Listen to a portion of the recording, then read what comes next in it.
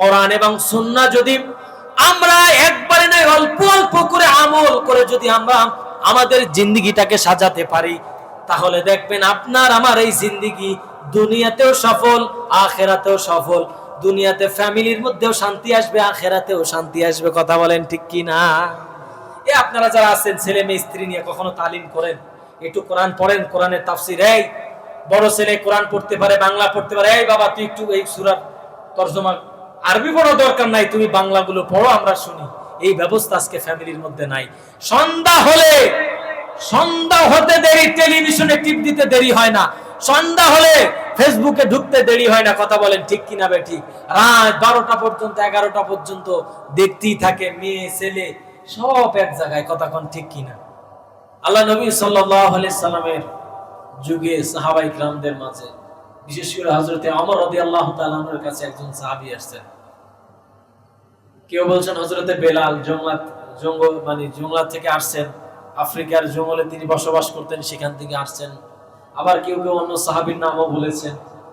তো যাই হোক, একজন সাহাবী আল্লাহ রাসূল সাল্লাল্লাহু আলাইহি সাল্লামের আদর্শ সম্পর্ক জানার জন্য হযরত ওমরের দরবারে গেছেন। কার দরবারে? ওমরের দরবারে গেছেন। ওমরকে যে বলছেন, ওমর, আমি তো কখনো দিন পাইনি, কখনো আদর্শ শুনিনি, কেমন এটা আমি জানি না, আমাকে একটু রাসূলের আদর্শ সম্পর্কে আমাকে একটু যদি অবগত করতেন, জানাতেন, আমি খুব উপকৃত হতাম। কি হতাম? তো হযরত ওমর রাদিয়াল্লাহু তাআলা আনহু বলছেন, বেটা তুমি কি বলছো? আমি ওমরই তো বুড়ো বয়সে এসে ইসলাম গ্রহণ করছি। কোন বয়সে? 26 বছর বয়স তখন তার। হযরত ওমর রাদিয়াল্লাহু তাআলা যখন ইসলাম কবুল করেছেন তখন 26-25 এর মধ্যে তার বয়স ছিল। ওমর বলছে, আমি রাসূলের আদর্শ সম্পর্কে বলতে পারবো না। তো কে পারবে? হযরত আলী রাদিয়াল্লাহু তাআলা আনহুর কাছে যাও। কার কাছে? হযরত আলীর কাছে যাও। কেন? হযরত আলী হচ্ছে রাসূলের চাচা এক প্রকার। দ্বিতীয়ত হচ্ছে আল্লাহ রাসূল হচ্ছেন ইলমের শহর। কিসের শহর? আর এই ইলমের শহরের দরজা হচ্ছেন হযরত আলী। আরবিতে একটি কথা আছে, আনা মাদিনাতুল ইলমি ওয়া আলিয়ুন বাবুহা। আল্লাহ রাসূল হচ্ছেন আল্লাহ রাসূল পয়গম্বর সাল্লাল্লাহু আলাইহি সাল্লাম, তিনি হচ্ছেন ইলমের শহর, আর শহরের দরজা বলা হয় হযরত আলীকে। আল্লাহু আকবার বলবেন না? চিন্তা করা যায় আলী কেমন সাহাবী ছিলেন। আবার ইসলামের জন্য কাফেরের বিপক্ষে তিনি বীর সেনা ছিলেন। কি ছিলেন? পৃথিবীর বুকে দুইজন সেনা, যেই সেনাদেরকে ফলো করে বিশ্বের সেনারা ট্রেনিং করে। এক নম্বর হচ্ছে হযরতে আলী রাদিয়াল্লাহু তাআলা আনহু, একজনকে হযরতে। দুই নম্বর হচ্ছেন খালিদ বিন ওয়ালিদ রাদিয়াল্লাহু তাআলা আনহু। নাম শুনছেন খালিদ বিন ওয়ালিদের? মারাত্মক সাহাবী, কিন্তু মারাত্মক সাহাবী। এমন সেনা ছিলেন, এমন কৌশল যোদ্ধা ছিলেন, আল্লাহু আকবার, এগুলো বলতে গেলে রাত পার হয়ে যাবে। তো আলী রাদিয়াল্লাহু তাআলা আনহুর কাছে আসছেন যে, আলী আপনি তো রাসূলের অনেক কাছের, তো আমাকে রাসূল সম্পর্কে একটু আলোচনা শোনানো যায় না? কার সম্পর্কে? রাসূলের সম্পর্কে একটু আলোচনা শোনানো যায় না? হযরতে আলী রাদিয়াল্লাহু তাআলা আনহু বলছেন, ওগো আল্লাহর গোলাম, তুমি যে রাসূলের আদর্শ শুনতে আসছো, যে রাসূলের আদর্শের জ্ঞান শুনতে আসছো, আমি ওই রাসূলের ব্যাপারে কেমনে করে কিভাবে বলবো, যেখানে আল্লাহ নিজেই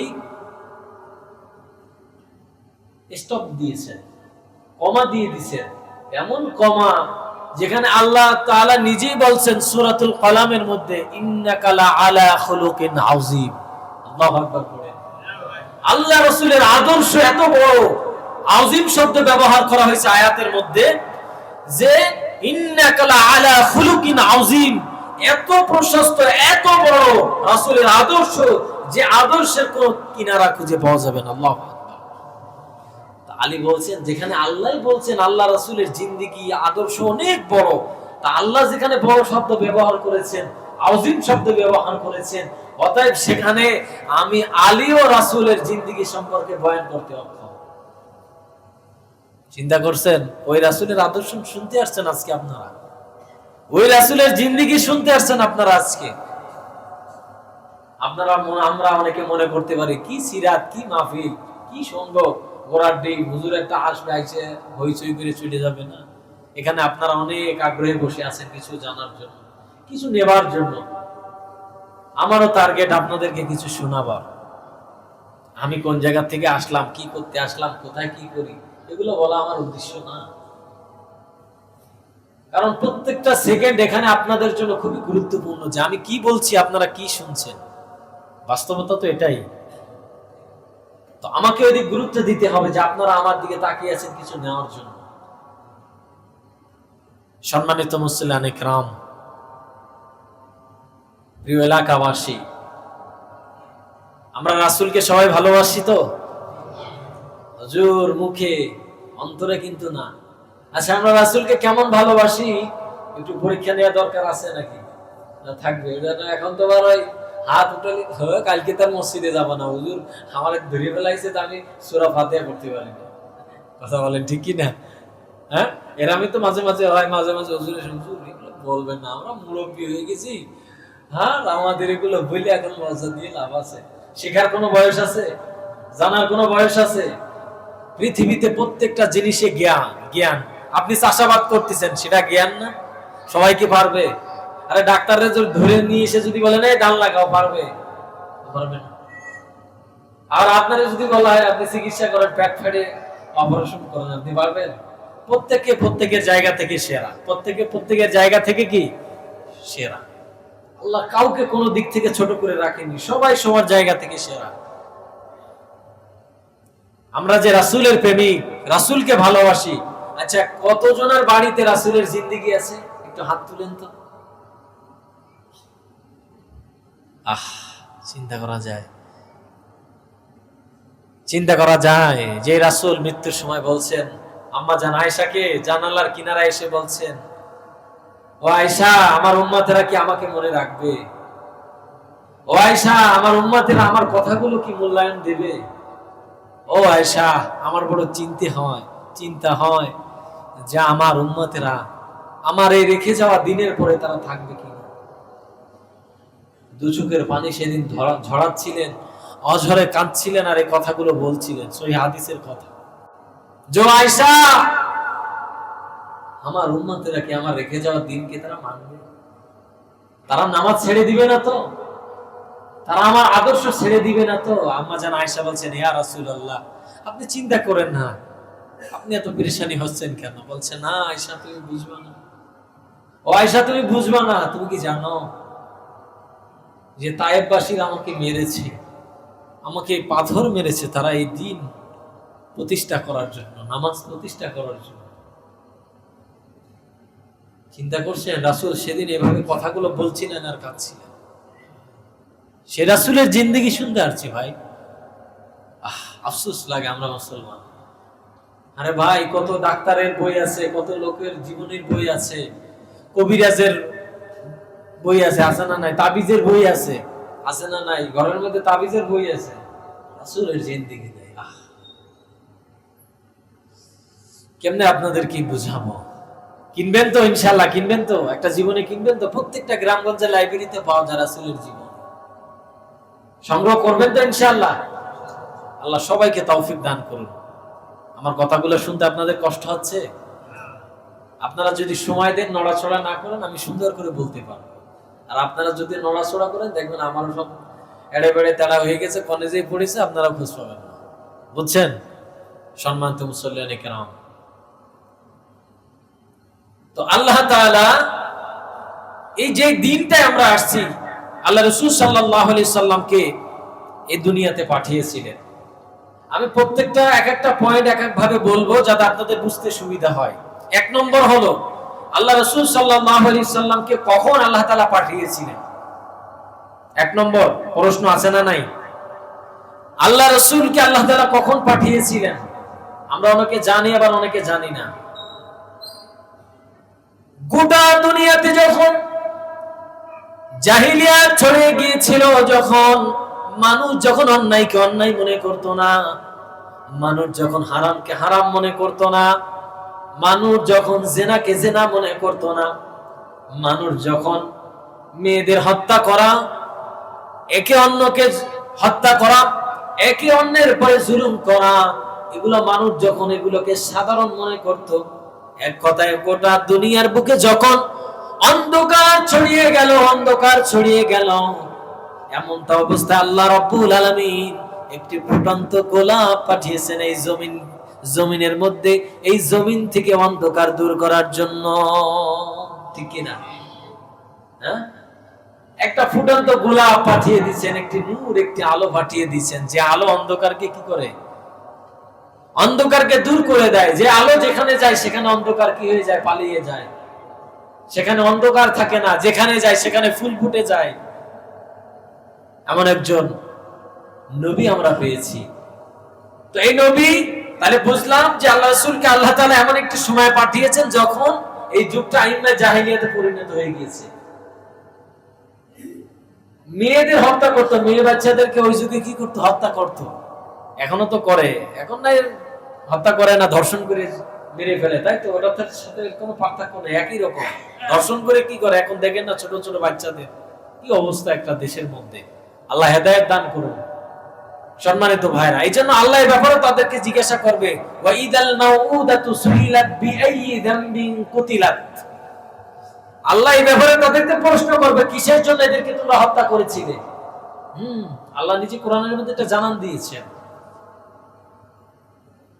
তাদেরকে প্রশ্ন করা হবে, কাল কিয়ামতের ময়দানে দাঁড় করানো হবে। সেদিন কি ভয়াবহ দৃশ্য হবে। তো এক কথায় জাহেলিয়াতের যুগে রাসূল এসেছিলেন। এরপরে আসেন কয় তারিখে এসেছিলেন? এই নিয়ে মতভেদ আছে না নাই? আছে। কেউ বলেছেন মুফাসসির, যা ইতিহাস বিজ্ঞান, কেউ বলেছেন 9 রবিউল আউয়াল, কেউ বলেছেন 11 রবিউল আউয়াল, কেউ বলেছেন 12 রবিউল আউয়াল। তো অধিকাংশ ইতিহাস বন্ধের মত অনুযায়ী যে 12 রবিউল আউয়ালটাকে একটু বেশি প্রাধান্য দেওয়া হয়, যে আল্লাহ রাসূল সাল্লাল্লাহু আলাইহি ওয়াসাল্লাম এই দিনই এসেছেন, আবার এই মাসে এসেছেন, আবার এই মাসেই চলে গেছেন। খুশির দিন আবার কষ্টের দিন। কথা বলেন ঠিক কি না? আনন্দের দিন, কোনটা পালন করবেন? শোক পালন করবেন না আনন্দ করবেন? রেজাল আছে না নাই? কথা বলেন না কেন? কোনটা করবেন? এখানে আমাদের করণীয় কি? করণীয় হচ্ছে রাসূল যে চলে গেছেন, এই ব্যথাও আমাদের দিলে থাকতে হবে। আনন্দের পাশাপাশি নাকি খালি জিলাপি আর খিচুড়ি পিটইলাম আর খালাম, কি হলো খবর নেই। কি বলেন আপনারা? সম্মানিত ভাইরা আমার, এই জন্য আল্লাহ তাআলা তার রাসূলকে পাঠিয়েছিলেন। আমরা ইতিহাস গ্রন্থের মত অনুযায়ী ধরলাম 12 রবিউল আউয়াল। কত রবিউল আউয়াল? আজকে যে আমরা যে সিরাত তার সিরাত সম্পর্কে আলোচনা শুনতেছি, সেই রাসূলের এই দিন তিনি এসেছিলেন, আবার এই দিনই তিনি চলে গিয়েছিলেন। সুখও আছে, আনন্দও আছে। শোকও আছে, আনন্দ আছে। তার মানে এই না যে ঢোল তবলা বাজিয়ে তাহলে আপনি কিছুক্ষণ ক্রন্দন করেন, কান্নাকাটি করেন। ঢোল বাজায় কি কান্না করা যায়? আপনি আল্লাহর কাছে দোয়া করেন, হে আল্লাহ, রাসূল তো কখনো তাকে দেখতে পারেনি, যে রাসূল চলে গেছেন তাকে তো কখনো আমরা পাইনি। হে আল্লাহ, ওই রাসূলকে আমাদেরকে স্বপ্নে যুগে অথবা কাল কিয়ামতের ময়দানে দেখার তৌফিক দিও। এভাবে দোয়া করা, রাসূলের সুন্নাতের প্রতি পাবন্দী হওয়া, রাসূলের প্রতি দরদ আনা, যে আমি রাসূলের সুন্নাত কেন মানতে পারতেছি না, রাসূলের যে সুন্নাহগুলো আছে সেই সুন্নাহগুলো কেন ধরে রাখতে পারতেছি না। সম্মানিত ভাইরা, এরপরে আসেন আল্লাহ রাসূল সাল্লাল্লাহু আলাইহি ওয়াসাল্লাম এমন এক সময় আসলেন যে তিনি যখন জন্মগ্রহণ করলেন, জন্মগ্রহণের 3 মাস আগে, কেউ বলেছেন 6 মাস আগে, আল্লাহ রাসূল সাল্লাল্লাহু আলাইহি ওয়াসাল্লামের পিতা আব্দুল্লাহ তিনি দুনিয়া থেকে চলে গেছেন। তিনি যখন পৃথিবীতে আসলেন, পৃথিবীতে আসার পরে 6 বছর পরে, রাসূলের বয়স যখন 6 বছর, তখন তিনি এমন একটি সময় মারা গিয়েছিলেন। আল্লাহ রাসূল একবার বাবার কবর দেখার জন্য কান্নাকাটি করছিলেন, অনেক কান্নাকাটি করছিলেন। তিনি কখনো খেলা করেননি, তিনি মাঠে যেতেন খেলা দেখতে। তো সন্ধ্যাবেলা হলে বাচ্চাদেরকে বাবারা কোলে তুলে বাড়ি নিয়ে যায় না? এখনো তো এরকম আছে না? আমার ছেলেটা কোথায়? মারা বলে আমার মেয়েটা কোথায়? কোলে তুলে, বাবা তুমি এখনো বাহিরে কেন? এই দৃশ্য রাসূল এভাবে দেখতেন। হঠাৎ করে একদিন এভাবে প্রতিদিন প্রশ্ন করলেন। হঠাৎ করে একদিন তিনি জেদ করলেন যে, মা সবাই তার সন্তানকে কোলে তুলে বাড়ি নিয়ে যায়, আমার বাবা কোথায়, আমি আজকে আমার বাবার কাছে যাবই। আল্লাহর নবী যখন এভাবে আবদার করা শুরু করলেন, আমেনা বিনতে ওয়াহাব তিনি চিন্তা করলেন যে আমার এই ছেলেকে আমি কেমন করে সান্ত্বনা দিব, আমার এই ছেলেকে আমি কিভাবে সান্ত্বনা দিব, আমার মোহাম্মদকে সান্ত্বনা দেওয়ার মতো কিছু নাই। এক পর্যায়ে তিনি চিন্তা করলেন, বলল, বাবা তোমার বাবার কাছে তোমাকে নিয়ে যাওয়া হচ্ছে, যেখানে তোমার বাবা শুয়ে আছে। আমেনা যখন সন্তানকে কোলে নিয়ে উটের পিঠে যখন সওয়ার হয়ে তিনি চললেন, যখন কবরস্থানের পাশে দাঁড়ালেন, দাঁড়ানোর পরে সাথে আছেন উম্মে আয়মান। উম্মে আয়মানকে সাথে নিয়ে যখন কবরের পাশে দাঁড়ালেন, কবরের পাশে দাঁড়ানোর পরে আমেনা বলছেন, ও মুহাম্মদ, ওই তাকায় দেখো তোমার বাবা ওখানে শুয়ে আছে, তোমার বাবা ওখানে আছে। আল্লাহর নবী, আল্লাহ তাআলা তার নবীকে, তিনি তো জন্মের পর থেকেই রাসূলকে বিচক্ষণ করে দিয়েছেন। আল্লাহর নবী কবরের পাশে দাঁড়ায়, কবরের পাশের মাটির ধরে আল্লাহর নবী এমন ভাবে হাউমাউ করে কান্না করতেছে, আর বাবা বলে বাবাকে চিৎকার করে ডাক দিচ্ছে, বাবা গো, ও বাবা তুমি কেন আসো না, তুমি কেন আমাকে কোলে তুলে নাও না, তুমি কেন আমাকে কোলে নাও না, এভাবে কান্না করছেন। একটা পর্যায়ে এত ভারী কান্না করছেন, এই জমিন থেকে আল্লাহর আরশ পর্যন্ত কাঁপা শুরু হয়ে গেছে রাসূলের কান্নায়। আল্লাহ বলতেছেন, ও ফেরেশতারা আমার মুহাম্মদকে সরায় দাও, কারণ আমার এই রাসূলের ভারী কান্না আমার আসমান আর জমিন সহ্য করতে পারে না। কারণ এই জমিন আসমান তো রাসূলের জন্য সৃষ্টি, সৃষ্টি না। তোর যে রাসূলের জন্য জমিন আসমান ধন্য, সে রাসূলের জন্যই তো কাঁদবে, এটাই স্বাভাবিক। ঠিক যখন সওয়ার হবেন, হঠাৎ করে আমেনা একটু অসুস্থ বোধ করলেন, সওয়ার থেকে নেমে গেলেন। নেমে যাওয়ার পর বলছেন, ও উম্মে আয়মান, দুনিয়াতে আসার আগে মুহাম্মদ তার বাবাকে হারিয়েছেন। ও উম্মে আয়মান, আমি হয়তো আর বাঁচবো না, বা আমার সময় আর বেশিক্ষণ যাবে না, আমার বেটা মুহাম্মদকে তোমার হাতে তুলে দিয়ে গেলাম, আমার এই মুহাম্মদকে একটু দেখে রেখো। মাও হারাই ফেললেন। কিছুক্ষণ পর আমেনাও দুনিয়া থেকে চলে গেল। আমার নবী এতিম, আমার নবী কি আব্দুল মুত্তালিবের কাছে, চাচার কাছে তিনি মানুষ হলেন। 2 বছর পরে চাচাও মারা গেলেন। এরপরে আবু তালেবের কাছে তিনি থাকতে লাগলেন। বছর খানিক পরে সেও দুনিয়া থেকে চলে গেল। আমার মায়ার নবী এতিম, আল্লাহ ছাড়া কেউ নেই আমার রাসূলের।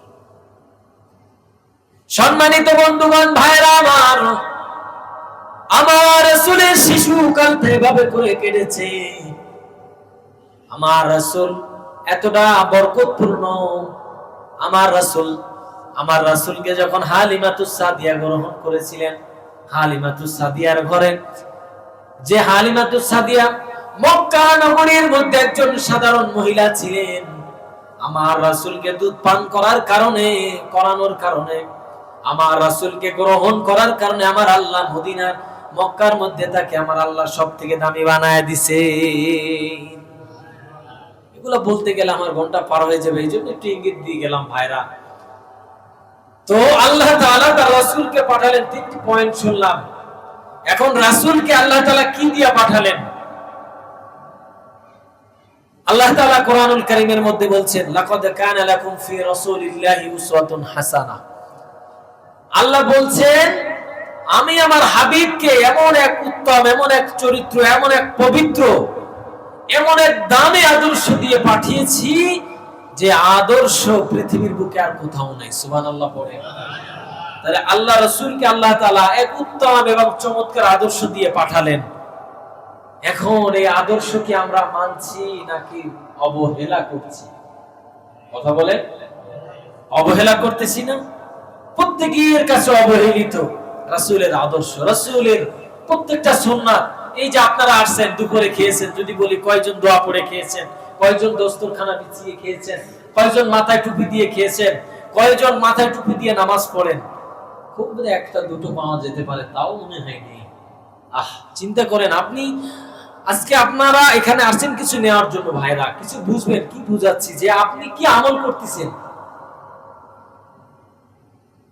আল্লাহ তাআলা কি বলছেন? ইন কুনতুম তুহিব্বুনাল্লাহ ফাত্তাবিউনি ইউহিব্বুকুমুল্লাহ। আল্লাহ বলছেন কুল, হে নবী আপনি উম্মতদেরকে বলে দেন যে আমি আল্লাহকে যদি তারা পাইতে চায়, তাহলে আমাকে পেতে হলে আপনাকে ভালোবাসতে হবে, আমাকে পাইতে হলে আপনার মধ্যে আপনার উম্মতেরা পেয়ে যাবে। সুবহানাল্লাহ। তাহলে বোঝা গেল রাসূল আল্লাহকে পাওয়ার মাধ্যম কি? রাসূল, আল্লাহর কোরআনের আয়াত।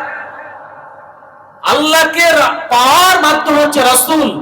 এই জন্যই বললেন যে আল্লাহকে পাইতে হলে রাসূলের আদর্শ, রাসূলের ভালোবাসা অর্জন করতে হবে। সুবহানাল্লাহ পড়ে আছে ভালোবাসা, আল্লাহর কোরআনের কথা।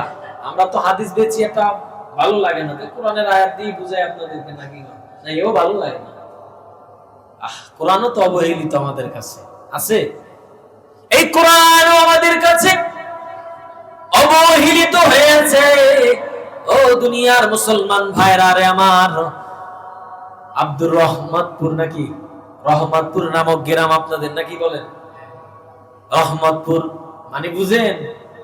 রহমতের সাগরের গ্রাম, নামটা একটা রেখেছে নিচে নাম রহমতপুর, মানে রহমতের শেষ নাই। তা সেই রহমতের কাজও তো করতে হবে নাকি? না সব অরহমতের কাজ। রহমতের কাজ করেন না অরহমতের কাজ করেন আপনারা? সব রকমেরই আছে, এটাই বাস্তবতা। কথা বলেন ঠিক কি না? আল্লাহ আমাদের রহমতের কাজ করার তৌফিক দান করুন, বলেন আমিন। তাইলে আল্লাহকে পাইতে হলে রাসূলকে ধরতে হবে নাকি? হ্যাঁ, আর এখন তো সব মাঝখান থেকে সব গায়েব হয়ে গেছে, অনেকে তো ডাইরেক্ট আল্লাহরে ধরবে, এরকম ভাব। কথা বলেন ঠিক কি না? এই জন্য রাসূলকে ভালোবাসতে হবে ভাইরা। আল্লাহ তাআলা বলছেন কুল ইন কানা আবাউকুম ওয়া আবনাউকুম ওয়া ইখওয়ানুকুম ওয়া আজওয়াজুকুম ইলা আয়াতিল আখির। অনেক বড় আয়াত। আল্লাহ বলছেন এই আয়াতের মধ্যে, সূরাতুত তাওবার 24 নম্বর আয়াত, আল্লাহ তাআলা বলছেন কুল, হে নবী উম্মতদেরকে জানায় দেন, কুল ইন কানা আবাউকুম ওয়া আবনাউকুম ওয়া ইখওয়ানুকুম।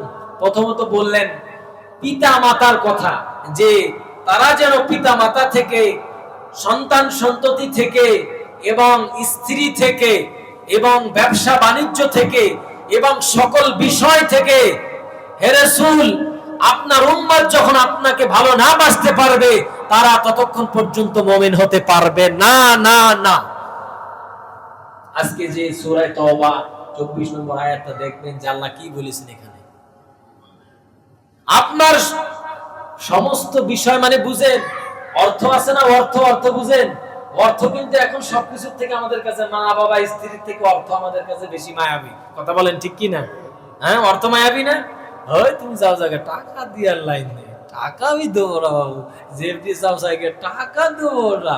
হ্যাঁ, হুজুর কয়েক যুদ্ধের বয়ান আর জিয়াদের বয়ান, জীবন যে ঢেলে দেবো, তবে যুদ্ধে যাওয়ার আগে গনিমত আর মাল আর জমা দেব না। কথা বলেন ঠিক কিনা? যদি বলা হয় এই অমুক জায়গায় দিনের কাজ হবে 5 টাকা 10 টাকা, ও হুজুর ওর মধ্যে নাই, দরকার কাজ করে দিয়ে আসবো, পয়সা আমি দেবো না।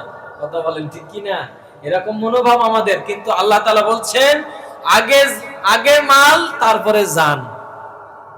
যুদ্ধে যাওয়ার আগে নিয়ম হচ্ছে আগে গনিমত এক জায়গায় করতে হবে, মাল এক জায়গায় জমা করতে হবে, এরপরে জান দেওয়ার পরিস্থিতি নিতে হবে। আগে তুমি জান দিতে চলে যাবা, পয়সা দিবা না, তা কিন্তু হবে না। এটা আল্লাহর কোরআনের কথা। সম্মানিত বন্ধুগণ, ভাইরা আমার,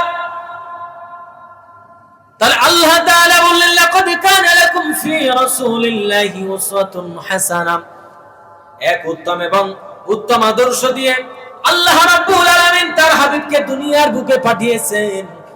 এক উত্তম আদর্শ, সে আদর্শ আমাদেরকে গ্রহণ করতে হবে। হবে কি হবে না? সে আদর্শ আমাদেরকে গ্রহণ করতে হবে, সে আদর্শ আমাদেরকে মানতে হবে। মানা যাবে না। এবার আসেন, আল্লাহ রাসূল সাল্লাল্লাহু আলাইহি সাল্লামের সাহাবীরা আল্লাহর নবীকে কেমন করে ভালোবেসেছেন। বুঝতেছেন আপনারা আমার কথাগুলো?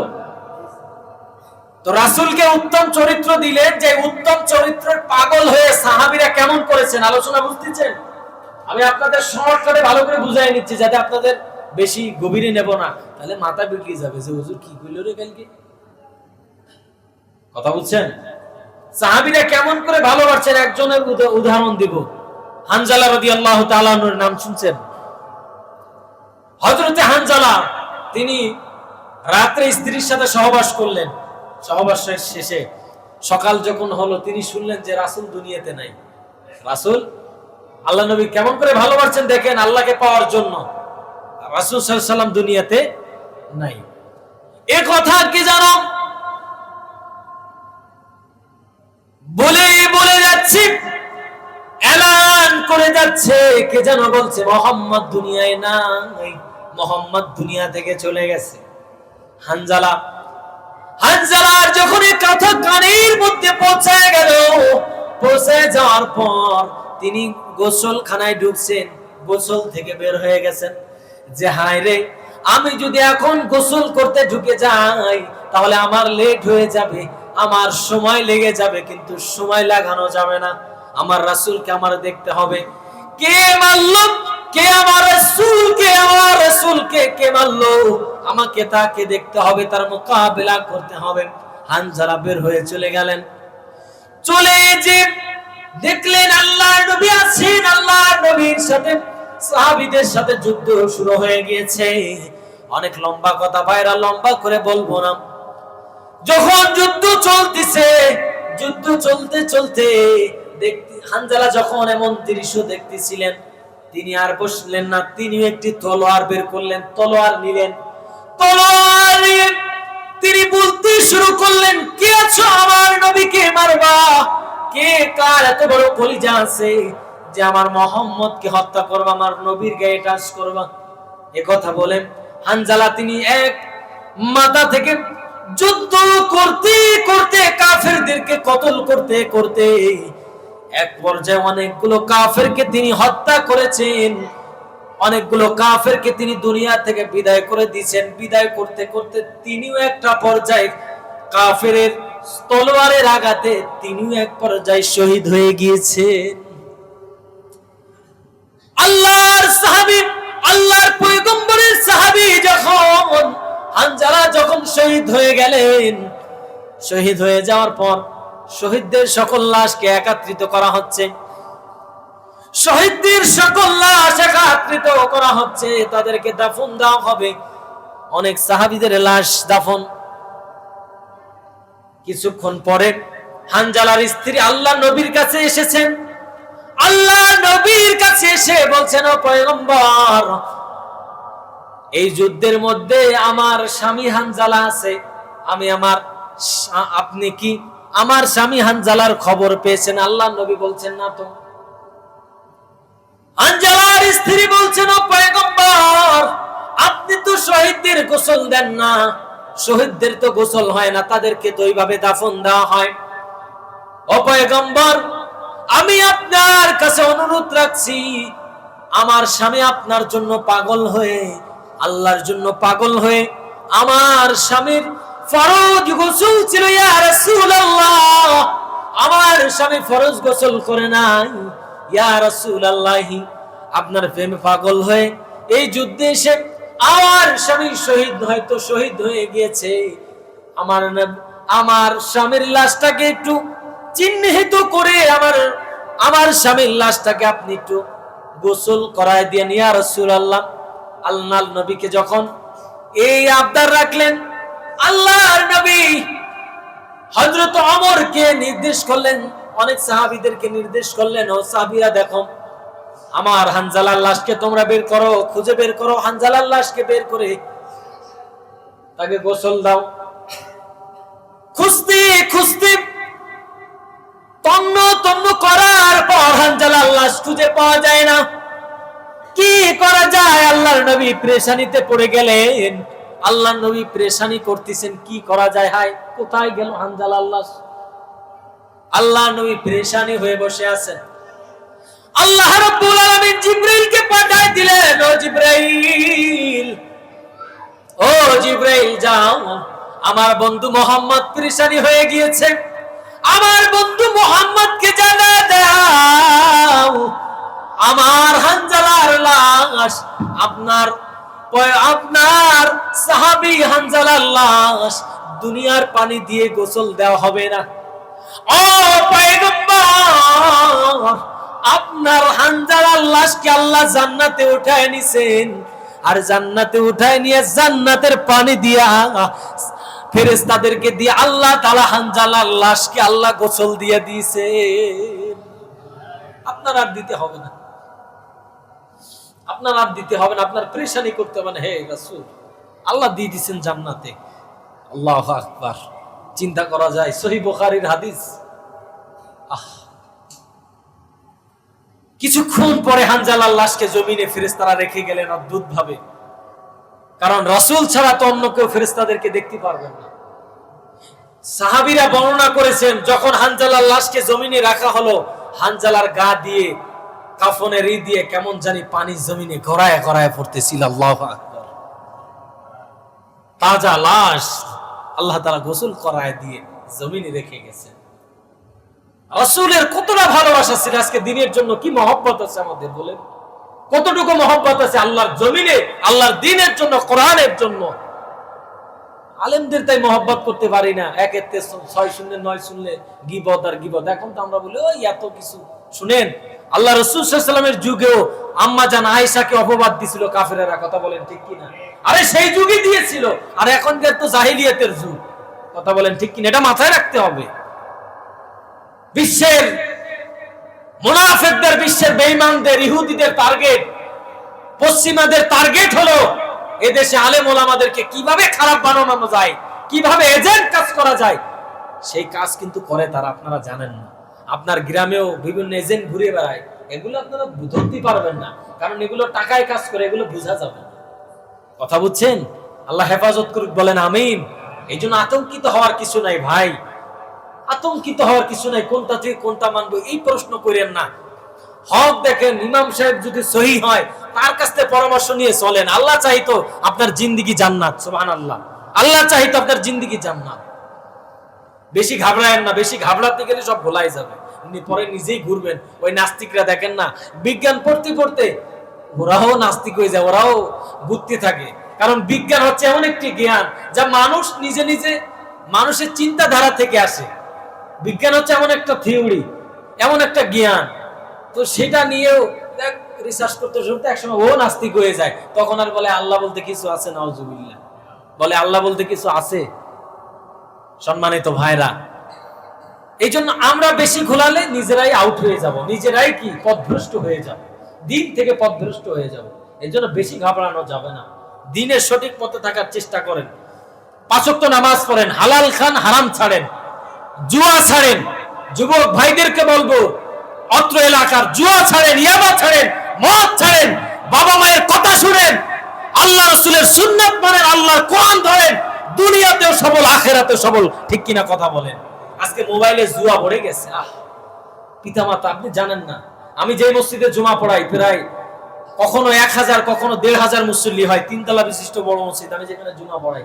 আমার এই সপ্তাহে আমার সভাপতি আমাকে বলতেছে, হুজুর আগামী সপ্তাহে আমাকে আমাদের এলাকায় আপনি একটু জুয়া নিয়ে আলোচনা করবেন। কেন? বলে এত পরিমাণ ছড়িয়ে গিয়েছে, এত পরিমাণ ছড়িয়ে গিয়েছে, সন্তান বাবাকে বাবা বলে পরিচয় দিতে চায় না, এতটা দুর্ব্যবহার করে, সন্তান মায়ের সাথে দুর্ব্যবহার করে, মোবাইলে টাচ ফোনের মধ্যে শুধু জুয়া আর জুয়া।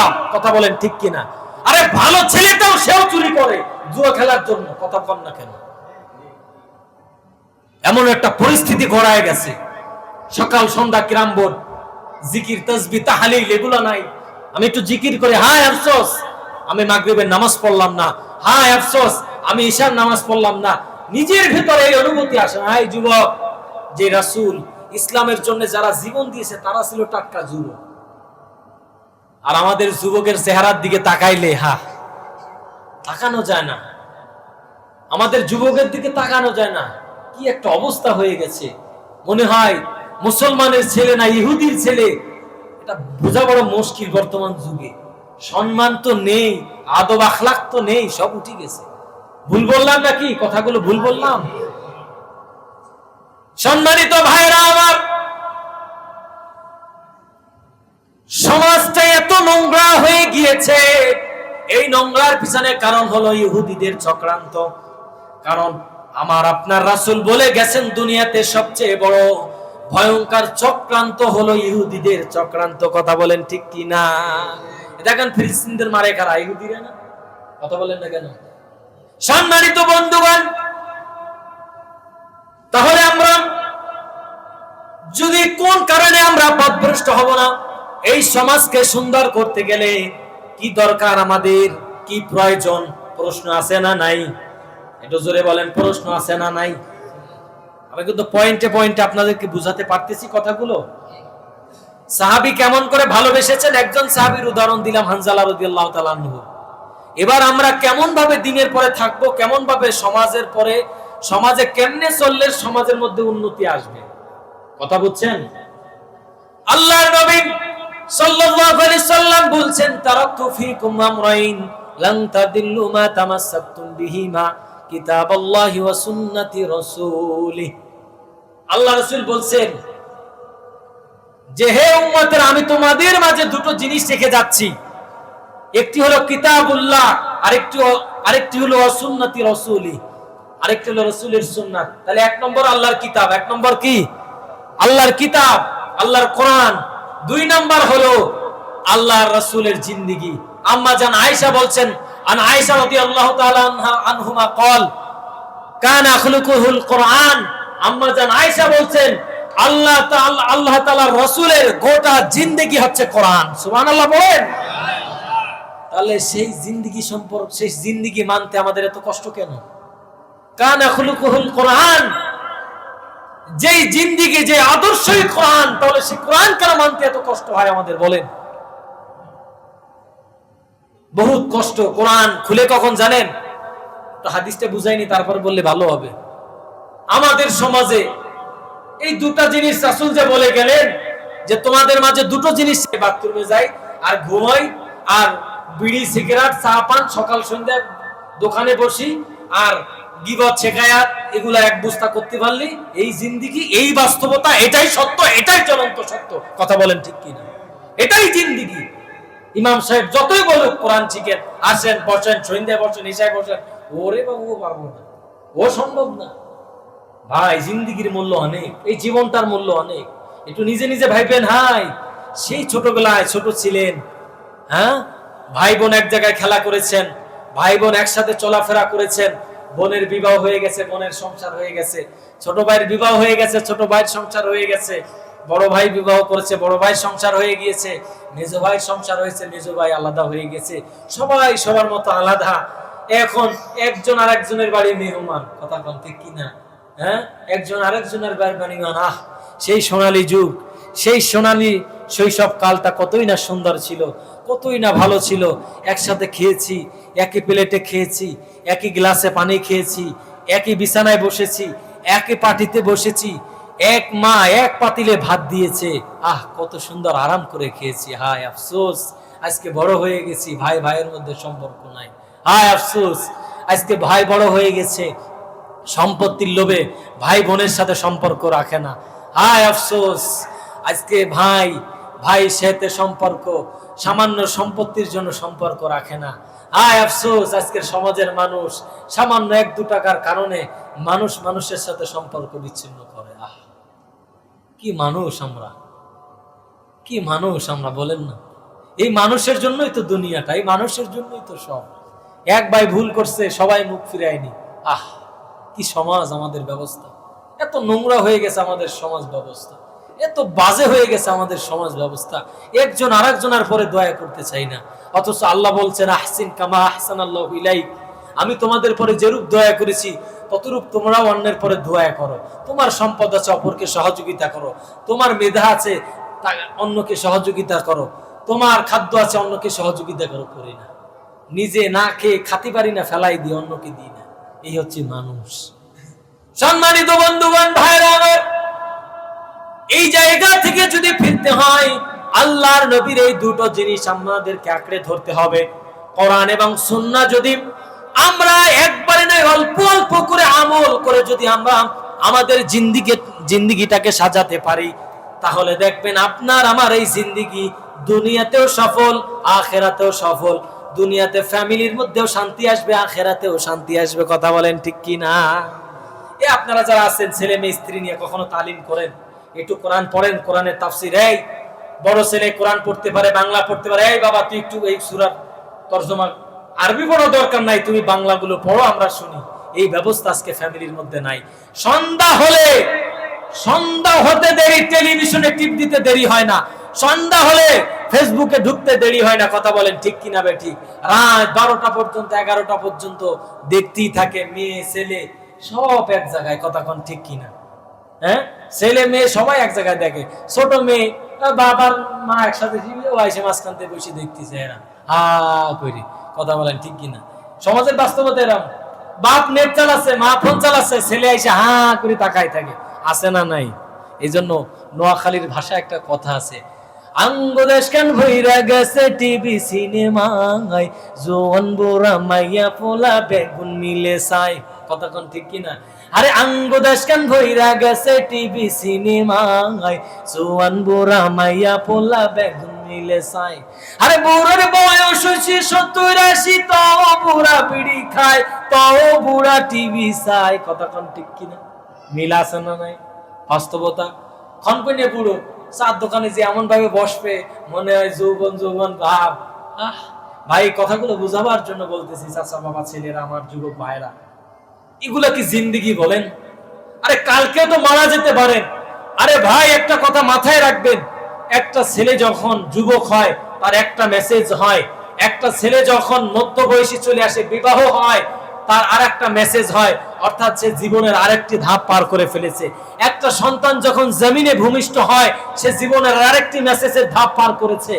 আরে ভাই তিনি মেয়ে ছেলে যখন বিবাহ হয়ে যায়, একটা মানুষ পুরুষ সে তখন আরেকটা ধাপ পার করে ফেলে। যখন শ্বশুর শাশুড়ি হয়ে যায়, নানা দাদা হয়ে যায়, আপনারা বলেন আর কোনো কিছু হওয়া বাকি থাকে? একটু জোরে বলেন না। আর তো কোনো লাইন নেই, এই পর্যন্তই তো মানুষের সীমাবদ্ধতা, তাই না? এরপরে আর কিছু আছে? আর কিছু নাই। তাহলে জামাই শ্বশুর হয়েছেন, দাদা শ্বশুর, নানা শ্বশুর, শ্বশুর, হ্যাঁ দাদা হয়েছেন, এরপরও কি চান? এরপরও তো জিন্দেগির পরিবর্তন নাই। এরপরে কেমনে ভাবে ওই জায়গাটায় বসেন, কেমনে ওই জায়গায় দেখেন? আরে ভাই আপনার তো সময় নাই। দাড়ি পাখা মানেই হচ্ছে আপনার জিন্দেগির শেষ মেসেজ। আপনার এক পা কবরে চলে গেছে, আপনি যখন তখন মৃত্যুর দিকে ঢেলে যেতে পারেন, এতে কোনো গ্যারান্টি নাই। আয় যুবক থাকলেও তো বলা যায় হয়তো বাঁচতেও পারি, কিন্তু দাড়ি পাকার পরে কথা বলার কোনো সুযোগ নাই, কোনো সুযোগ নাই, কোনো সুযোগ নাই ভাই, কোনো সুযোগ নাই।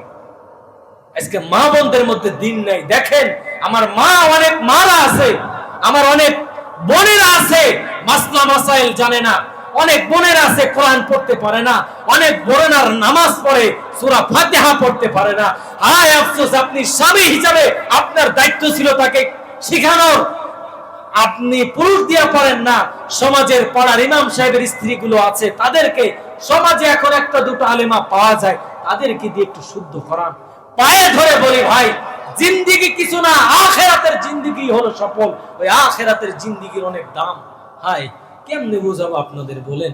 কোন ভাষা দিয়ে বুঝালে আপনারা বুঝবেন? কোন ভাষা দিয়ে বুঝালে আপনাদের ছেলে মেয়েদের মধ্যে পরিবর্তন আসবে? হায় আফসোস, সমাজটা তেমন হয়ে গেছে, সকাল হতে পারে না স্বামী স্ত্রীর সাথে ঝগড়া। কথা বলেন ঠিক কিনা? সমাজটা তো এমন, স্বামী বলে অপর বেড়ির সাথে কথা, আর বেড়ি বলে অপর বেটার সাথে কথা। কথা বলেন ঠিক কিনা? সমাজে দিকে তাকালে এমনই দৃশ্য দেখা যায়, এমনই পরিস্থিতি আজকে মিডিয়া টেলিভিশনে দেখা যায়। কথা বলেন ঠিক কিনা? মুসলমান ভাইরা, এই জন্য এই পরিস্থিতি থেকে আমাদের ফিরে আসা দরকার। স্ত্রী সন্তানদেরকে পর্দার আদেশ করা দরকার, নিজেকেও মানা দরকার। পারা যাবে না ইনশাআল্লাহ? পারা যাবে তো? তাহলে আমরা যদি দুটো জিনিস আঁকড়ে ধরি, কয়টা জিনিস? এক নম্বরে কি বললাম? কিতাবুল্লাহ কোরআন। দুই নম্বরে কি? সুন্নাত। দুই নম্বরে কি? এ তো সকালেই পরোটার মতো খেয়ে নিবেন সব, এ তো মনে আর মনে থাকবে না আপনাদেরকে। আপনাদের মনে থাকবে? চেষ্টা করবেন ভাই। এখানে আসছি দরদ নিয়ে, আপনাদের এখানে আসছি একটা দরদ নিয়ে। আমি গল্প আর আপনাদের হাসানোর জন্য আসি। আমাদের চিন্তা হয় আপনাদের নিয়ে। আমরাও জান্নাতে যাবো কি গ্যারান্টি নেই, তারপরও আপনাদেরকে নিয়ে চিন্তা হয় সমাজটা কেমন হয়ে গেছে, সমাজ ব্যবস্থা কেমন হয়ে গেছে। সম্মানিত বন্ধুগণ, ভাইরা আমার, এরপরে আসেন, এই মাসে আল্লাহ নবী এসেছিলেন, এই দিনে এসেছিলেন, এই দিনে চলে গিয়েছিলেন। এখন আমরা শুনবো আল্লাহ নবী সাল্লাল্লাহু আলাইহি সাল্লামের মৃত্যু কালটা, সময়টা কেমন ছিল শুনবেন আপনারা। শেষ করে দিব নাকি? বিরক্ত হচ্ছেন বোধহয় আপনারা একটু নাকি? সম্মানিত বন্ধুগণ, 10টা পর্যন্ত আপনাদের তো বলা উচিত ছিল রাসূলের প্রেমে সারা রাত। আরে যাক না যাক, 10টা পর্যন্তই যাক। আবেগ তো থাকা দরকার, কথা বলেন, আবেগ তো থাকা দরকার যে সারা রাত জিন্দেগি শুনবো, লস আছে। কারণ ওই রাসূল তো এখনো কবরের মধ্যে উম্মত করে। তা আপনার আমার সমস্যা কি রাসূলের সারা রাত ইয়া রাসূলুল্লাহ, ইয়া হাবিবাল্লাহ, তার শানে, তার প্রেমে দুরূদ পাঠ করতে, কথা বলেন ঠিক কি না? সম্মানিত ভাইরা, এই জন্য আমাদেরকে জিনিসগুলো বুঝতে হবে। কি বলেন? হ্যাঁ, বুঝতে হবে না? হে রাসূল তোমায় ভালোবাসি, অন্তরে শুধুই, মুখে না, জান্নাতের আশায় নয় হে রাসূল, জাহান্নাম কেউ ডরি না।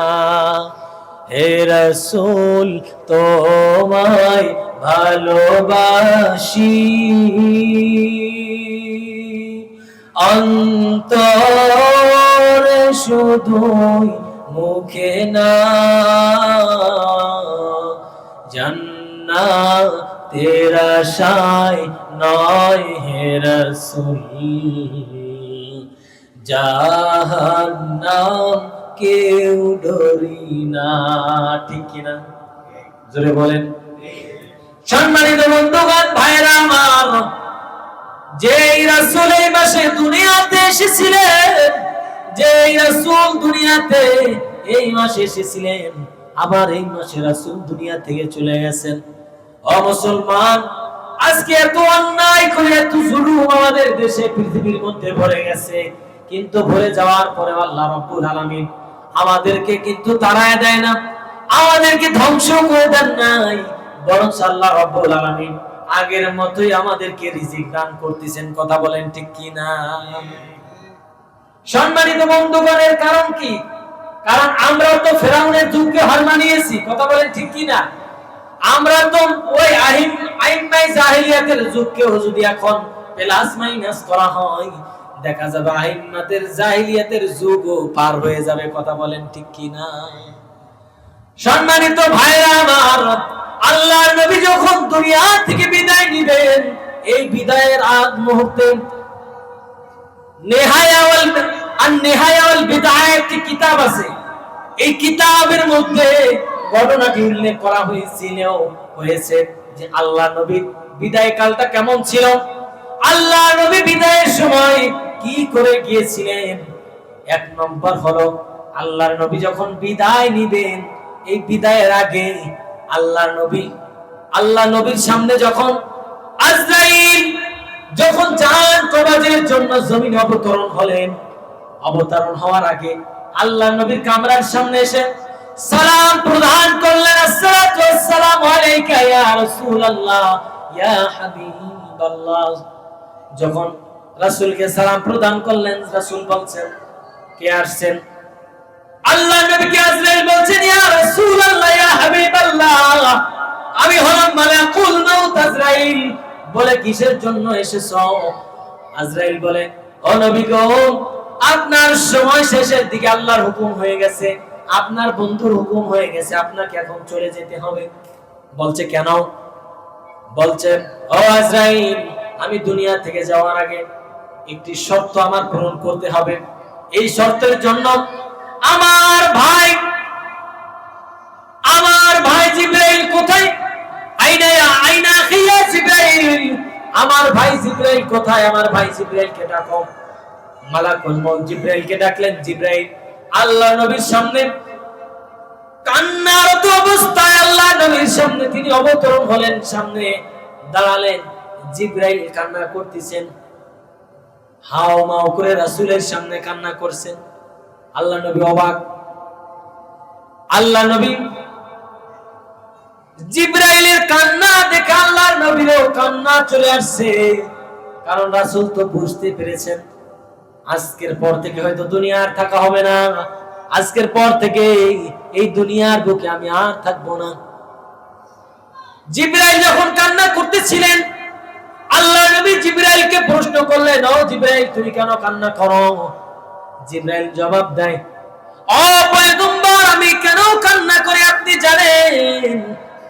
আমি এই দুনিয়াতে সে আদম থেকে আপনি পর্যন্ত প্রত্যেকটা নবীর কাছে আমি ওহী নিয়ে এসেছি, পয়গাম নিয়ে এসেছি, বার্তা নিয়ে এসেছি।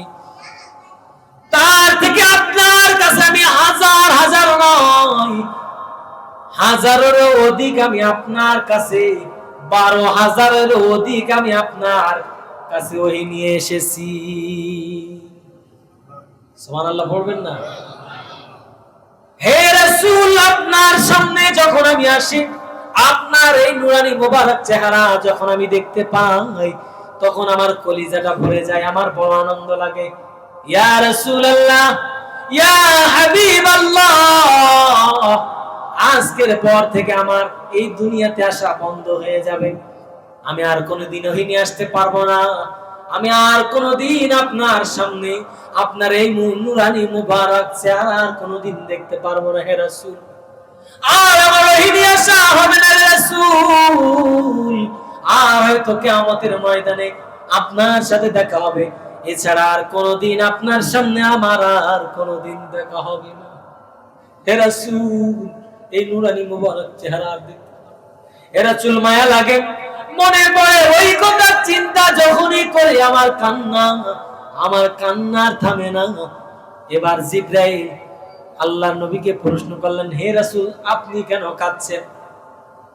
বলে জিবরাইল শুনো শুনো আমি কেন কান্না করি। ও জিবরাইল শুনো আমি কেন কান্না করি। জিবরাইল তোমার তো আমাকে না দেখার ব্যথা, আর আমার ব্যথা হলো আমার উম্মতের ব্যথা। ও জিবরাইল শুনো,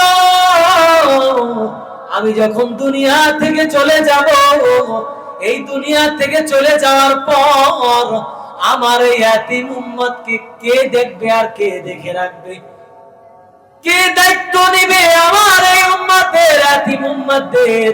কারণ আমার উম্মতেরা যখন আমাকে না পাবে, আমার সাহাবীরা যখন আমাকে না পাবে, আমার এই সাহাবীরা পাগলের মতো ছোটাছুটি করবে, হইচই করবে, আমার সাহাবীরা সহ্য করতে পারবে না। কে তাদের সান্ত্বনা দিবে?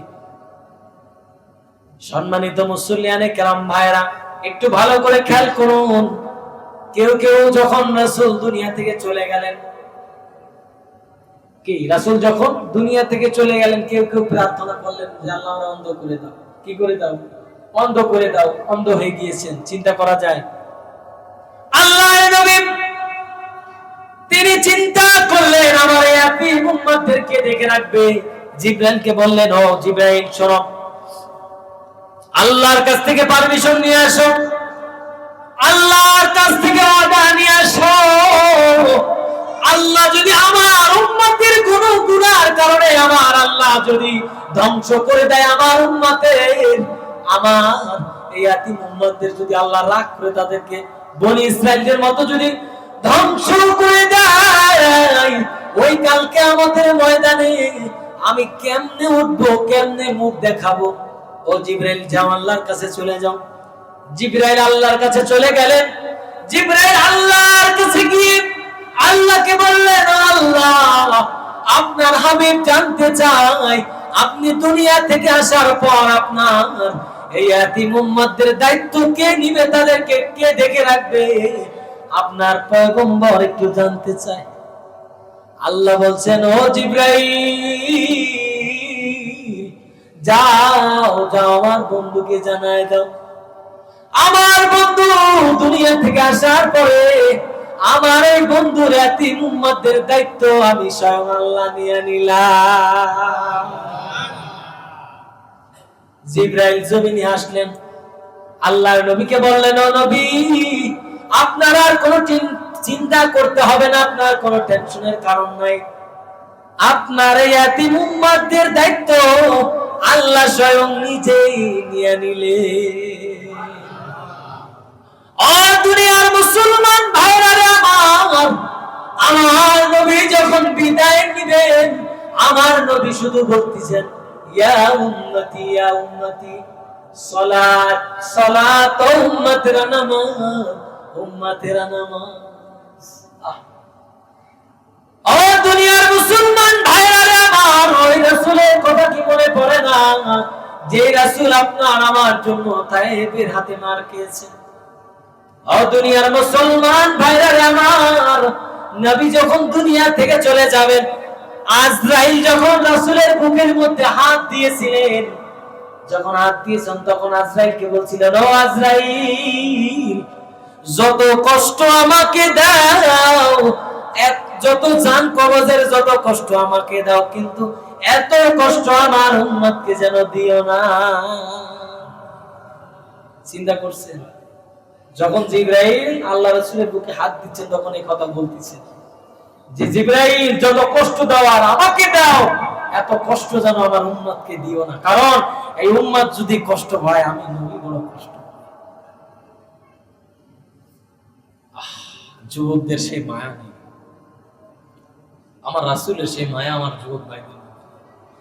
আমার রাসূল যখন দুনিয়া থেকে চলে গেলেন, যখন সংবাদ মদিনায় ছড়ায় গেল, বেলাল তো পাগল হয়ে গেছে।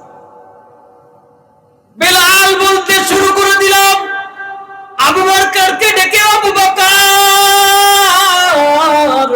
ও আবু বকর, শুনো শুনো, আমি আর মদিনায় থাকবো না, মদিনায় আযান দিব না, মদিনায় আযান দিব না। ও বেলাল, আবু বকর, আমি এই জমিন থেকে চলে যাব। বেলাল পাগলের মতো হয়ে গেছে, খালি ঘুরে আর দৌড়ে, কোথায় নবী? নবী নাই, ও নবী কোথায় গেছে? হযরতে আবু বকর বিলাল পাগলের মতো হয়ে গেছেন, আমার রাসূলকে না পেয়ে।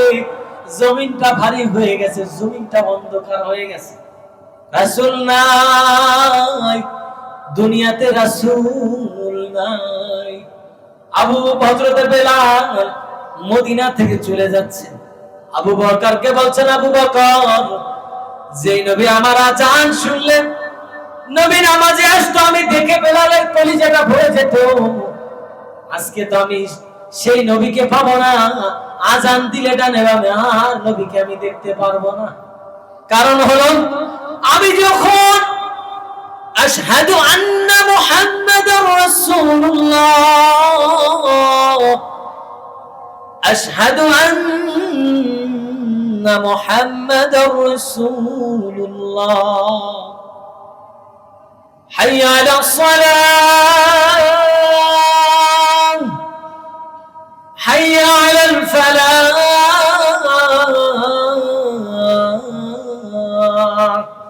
আমি যখন ডানে বামে এভাবে যখন হাইয়া আলাস সালাহ হাইয়া আলাল ফালাহ বলে সালাম ফিরাতাম, আমি দেখতাম আমার আযানের ধ্বনি শুনে আমার রাসূল, আমার পয়গম্বর মসজিদে নববীর দিকে আসতেছে। সেই রাসূল নাই, আমি কি করব থেকে? সেই রাসূল দুনিয়া থেকে চলে গেছেন, দুটো জিনিস থেকে গেছেন। ও রহমাতপুরের যুবক মা বোনেরা, যুবক ভাইরা, বৃদ্ধ বাবাজিরা, জানি না কখনো দেখা হবে কিনা। এই দুনিয়া আসল ঠিকানার দুনিয়া না, এই দুনিয়া থেকে চলে যাবো, এই দুনিয়ায় থাকবো না। কত যুবক চলে গেল, কত বৃদ্ধ চলে গেল, কত টাকাওয়ালা, কত জমিদার, কত মানুষ দুনিয়া থেকে চলে গেছে, কেউ দুনিয়ায় বেঁচে নাই।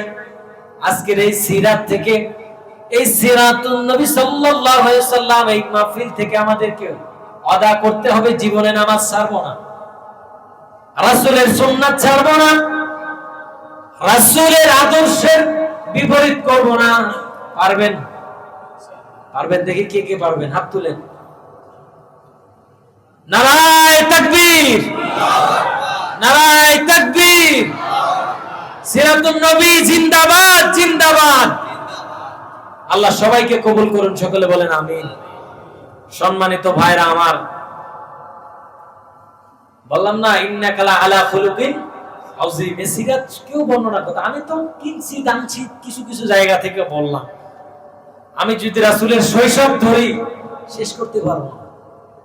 আমি যদি রাসূলের নবুয়ত কাল ধরি আমি তো শেষ করতে পারবো না। আমি যদি রাসূলের দাওয়ার কাজ ধরি আমি শেষ করতে পারবো না। এই জন্য কিছু কিছু করে, যেহেতু আপনাদেরও ঘুম পায়, নাকের ডোগায় খিচুড়ির ঘেরান, এমন তো অবস্থায় কি আর ভালো লাগে? কথা বলেন। হ্যাঁ সম্মানিত ভাইরা, এই জন্য রাসূলের প্রেম আমাদের অর্জন করতে হবে। পারা যাবে তো? হ্যাঁ, মনের ঘরে কাকে রাখতে হবে বলেন তো? কাকে রাখতে হবে? রাসূলকে। রাসূলের অন্তরে সবসময় মনে করবেন উপরে এক আল্লাহ আছে, ভিতরে আমার রাসূল আছে। সুবহানাল্লাহ। এই মনোভাব যখন তৈরি করতে পারবেন, পৃথিবীর কোন শক্তি আপনাকে হারাতে পারবে না। মা বোনদের মধ্যে যতক্ষণ পারো রাসূলের, যতক্ষণ পর্যন্ত রাসূলের ভালোবাসা না আসবে ততক্ষণ মুমিন হওয়া যাবে। রাসূলও বলছেন লা ইউমিনু আহাদুকুম হাত্তা আকুনা হাব্বা ইলাইহি মিন ওয়ালিদিহি ওয়া ওয়ালাদিহি ওয়ান নাসি আজমাইন। আল্লাহ নবীও বলছেন যতক্ষণ পর্যন্ত তোমরা ততক্ষণ পর্যন্ত মুমিন হতে পারবে না যতক্ষণ পর্যন্ত তোমাদের ছেলে সন্তান, স্ত্রী এবং সমস্ত মানুষ থেকে, সমস্ত বিষয় থেকে আমি রাসূলকে ভালো না বাসতে পারবা, ততক্ষণ মুমিন হতে পারবা। আর আপনি যদি 4 রাকাত নামাজ পড়ে, যোহর আর আসর পড়ে আপনি যদি কোন জিন্দাবাদ জিন্দাবাদ, আমি হলাম আশিকে রাসূল, আমি হলাম জিলাপি রাসূল, হবে? রাসূলের আগে প্রথম কাজ কি ছিল? নামাজ। আপনি 5 ওয়াক্ত নামাজ পড়েন। রাসূলের হুকুম ছিল হালাল খাও, হারাম ছাড়ো, আল্লাহর বিধান আপনি ছাড়েন। প্রত্যেকটা ধাপে ধাপে রাসূলের সুন্নাতকে অনুসরণ করেন। মা বোনদের মধ্যে আনেন, মা বোনদেরকে বলেন পর্দা করতে বলেন, মেয়েকে পর্দা করতে বলেন।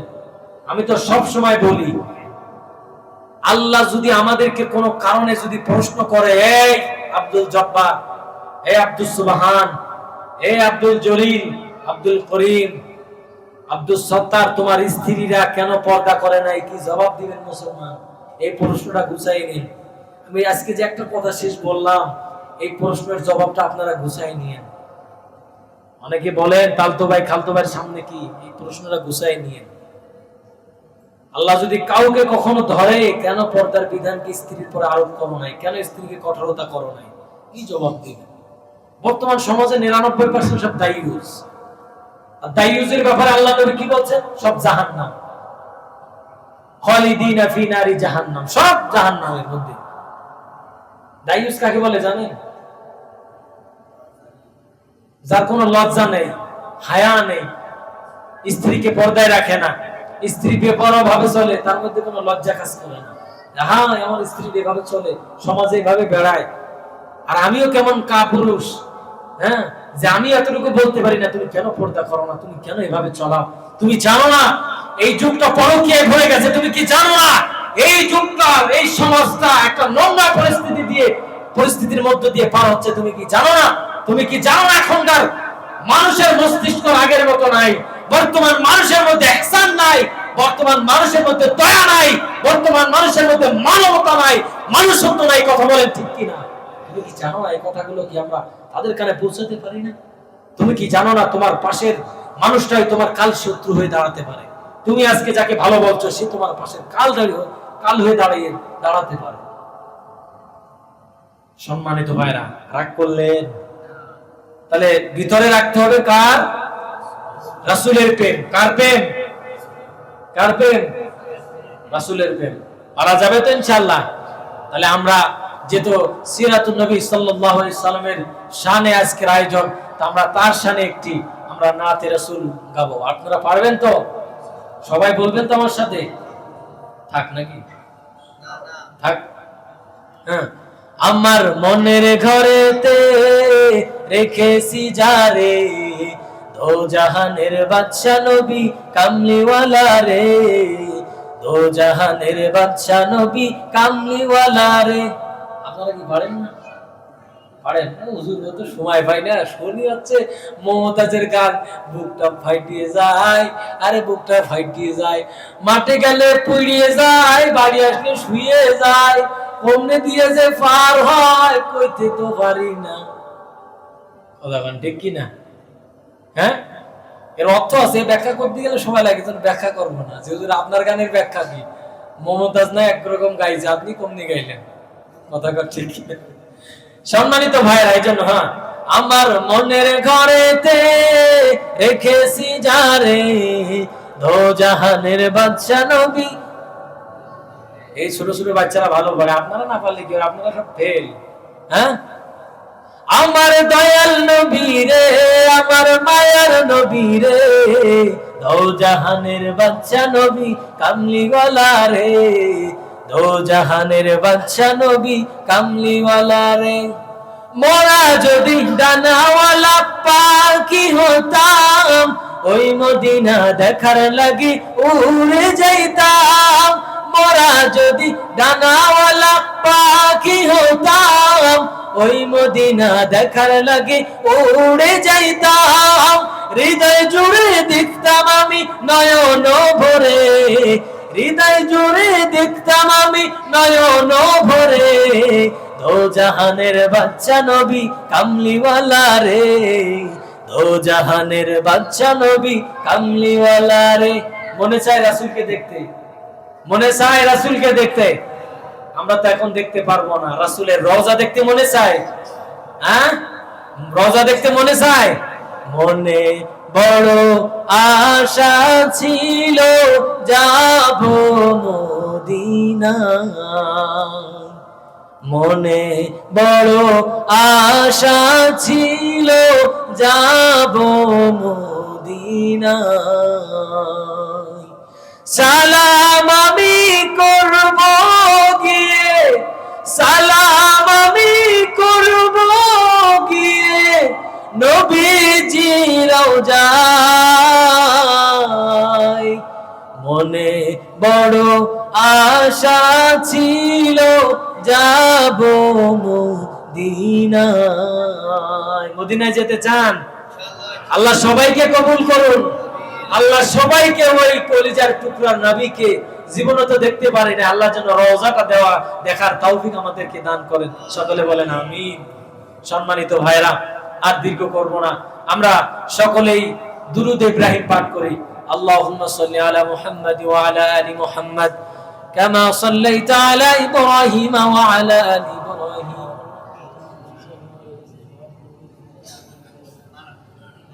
ইন্নাকা হামিদুম মাজিদ। আল্লাহুম্মা বারিক আলা মুহাম্মাদ ওয়া আলা আলি মুহাম্মাদ কামা বারাকতা আলা ইব্রাহিম ওয়া আলা আলি ইব্রাহিম ইন্নাকা হামিদুম মাজিদ। اللهم بارك على محمد وعلى آل محمد كما باركت على إبراهيم وعلى آل إبراهيم إنك حميد مجيد. الحمد لله رب العالمين. ربنا ظلمنا أنفسنا وإن لم تغفر لنا وترحمنا لنكونن من الخاسرين. ربنا فاغفر لنا ذنوبنا وكفر عنا سيئاتنا وتوفنا مع الأبرار. اللهم اهدنا الصراط المستقيم. اللهم إنا نسألك الجنة ونعوذ بك من النار. اللهم إنا نسألك الجنة ونعوذ بك من النار.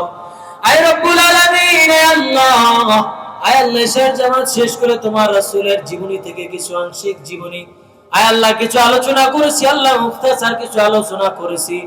রব্বুল আলামিন ভুল ত্রুটি হয়ে থাকলে ক্ষমা করে দেন। আয় আল্লাহ রাসূলের জিন্দেগীর পরে আমাদেরকে আমল করার চলার তৌফিক আল্লাহ আপনি দান করে দেন। আয় রব্বুল আলামিন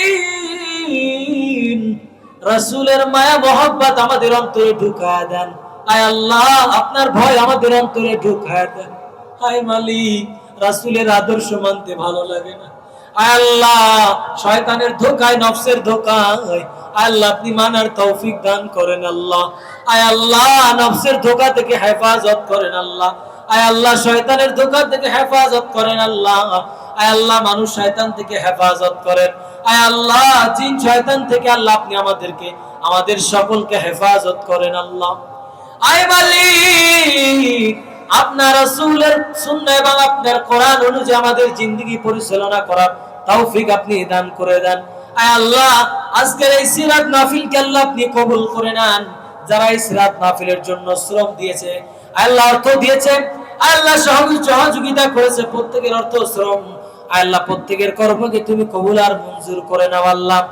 আয় রব্বুল আলামিন আল্লাহ খাস করে আল্লাহ এই মহল্লার মধ্যে যত কবরস্থান আছে আল্লাহ তাআলা প্রত্যেক কবরবাসীদেরকে আল্লাহ আপনি maaf করে দেন। আল্লাহ খাস করে আমি জানি না কে মা খারায়াতিম, আল্লাহ আমি জানি না কে বাবা খারায়াতিম আল্লাহ। আয় রব্বুল আলামিন বাবা খারায়াতিমের মতো হাত তুলেছে মালিক। আয় আল্লাহ তাআলা অনেকের মা নাই, অনেকের বাবা নাই, কবরে শুয়ে আছে আল্লাহ। অনেকে মা বোনেরাও হাত তুলেছে বাড়ির মধ্য থেকে। আয় রব্বুল আলামিন অনেক মা বোনের মা দুনিয়ায় বাঁচে না, বেঁচে নাই। অনেকের আদরের পিতা ওই কবরে শুয়ে আছে, সন্তানকে আর সন্তান বলে ডাকে না, কলিজার টুকরা মেয়েকে মা বলে আর ডাক দেয় না। আয় আল্লাহ অনেক মা সন্তানকে আদরের বাবা বলে ডাক দেয় না। অনেক সন্তান আছে মায়ের সেই মধুর ডাক শুনতে পায় না। 3 টুকরা কাপড়ে প্যাকেট হইয়া ওই অন্ধকার কবরে শুয়ে আছে। আয় আল্লাহ ওই জনম দুঃখিনী মা বাবাদের কবরে শুয়ে আছে আল্লাহ। তোমার রাসূলের শানের আজকের এই প্রোগ্রাম থেকে আল্লাহ দোয়া করছি তাদের জিন্দেগীর ত্রুটি বিচ্যুতি ক্ষমা করে দিয়ে তাদের কবরগুলোকে জান্নাতের বাগান বানায় দাও। আল্লাহ যারা অসুস্থ সুস্থতা দান করে দেন আল্লাহ। এখানে যারা ঋণগ্রস্ত আছে ঋণ পরিশোধ করার তৌফিক দান করে দেন আল্লাহ। যাদের অভাব আছে অভাবকে দূর করে দেন আল্লাহ। যাদের পেরেশানি আছে পেরেশানিকে দূর করে দেন আল্লাহ। যারা চাষাবাদ করে আল্লাহ প্রত্যেকের চাষাবাদের মধ্যে জমিনের মধ্যে বরকত খায়ের দান করে দেন আল্লাহ। আয় আল্লাহ আমাদের মধ্যে ধৈর্য দান করে দেন আয় আল্লাহ। আমাদের মধ্যে ধৈর্য দান করে দেন আয় আল্লাহ। আমাদের ধৈর্য নাই, ধৈর্য দান করে দেন আয় রব্বুল আলামিন। আমাদের মধ্যে একতা ভালোবাসা দান করেন আয় আল্লাহ। হিংসা ঈর্ষা আল্লাহ দূর করার তৌফিক দান করে দেন আয় আল্লাহ তাআলা। সকল আযাব গজব থেকে আমাদেরকে হেফাজত করেন আল্লাহ। আয় আল্লাহ আমরাও একদিন এখানে যারা আছি আল্লাহ জানি না কে কখন দুনিয়া থেকে চলে যাব। আয় আল্লাহ যেদিন কবরের মধ্যে আমরা প্রথম রাত হবে আল্লাহ, যেদিন আমাদের আত্মীয় স্বজনরা আমাদের সাদা কাফনে প্যাকেট বানিয়ে ওই বাঁশ বাগানের মধ্যে কবরের মধ্যে যখন আমাদেরকে রেখে আসবে আল্লাহ। আয় মালিক যেদিন ওই বাঁশ বাগানে অন্ধকার কবরে রেখে আসবে আল্লাহ। আয় আল্লাহ রাত 12টা বেজে যাবে, রাত 2টা বেজে যাবে রে মালিক। আমার কোন সন্তান, আমার স্ত্রী, আমার বাবা, আমার মা কবরের পাশে ওই রাত 2টার সময় যাবে। আয় আল্লাহ যে জিজ্ঞাসা করবে না কেমন আছো, কি তোমার হাল, আয় আল্লাহ ওই অন্ধকার গহীন কবরের মধ্যে, আয় আল্লাহ কবরের মধ্যে প্রথম রাতটা কেমন হবে কেউ জানি না। প্রথম রাত কেমন হবে জানি না। মাটির তলায় তো কোনোদিন রাত থাকি নাই আল্লাহ। আয় আল্লাহ মাটির তলায় কখনো রাত কাটাইনি মালিক। আমাদের কোন গুনার কারণে, কোন পাপের কারণে যদি কবরের মধ্যে প্রথম রাতে আমরা যদি আল্লাহ আটকে যাই, আমরা যদি বেঁধে যাই, ও মালিক আমাদের গুনার কারণে যদি আপনার রহমতের দৃষ্টি যদি সরায় নেন, আমাদের মতো হতভাগা, আমাদের মতো দুর্ভাগা আয় আল্লাহ সেদিন এই জমিনের মধ্যে আর কেউ হবে না। আয় আল্লাহ ওই কবরের মধ্যে আল্লাহ আপনার রহমত চাদরে আবৃত করে নিয়ে আল্লাহ আপনি আমাদের ক্ষমা করে দিয়েন। আপনার সেই সুন্দর জান্নাতের মধ্যে আমাদেরকে অধিবেশন করে নিয়েন আল্লাহ। আয় আল্লাহ দিন মানতে পারি না, মানার তৌফিক দান করেন। আয় আল্লাহ গুনাহ ছাড়তে পারি না, গুনাহ ছাড়ার তৌফিক দান করেন আল্লাহ। হে আল্লাহ চক্ষুদ্বয়কে হেফাজত করতে পারতেছি না, চক্ষুদ্বয়কে হেফাজত করার তৌফিক দান করেন। আমাদের মধ্যে যার দোয়াখানা আপনার কাছে কবুল হয়, যার হাতখানা আপনার কাছে পছন্দনীয় হয়, তার হাতের উসিলা করে আমাদের এই দোয়াখানা কবুল করে নেন। আল্লাহ মৃত্যুর সময় প্রত্যেকের জবানে জারি করে দিয়েন লা ইলাহা ইল্লাল্লাহু মুহাম্মাদুর রাসূলুল্লাহ।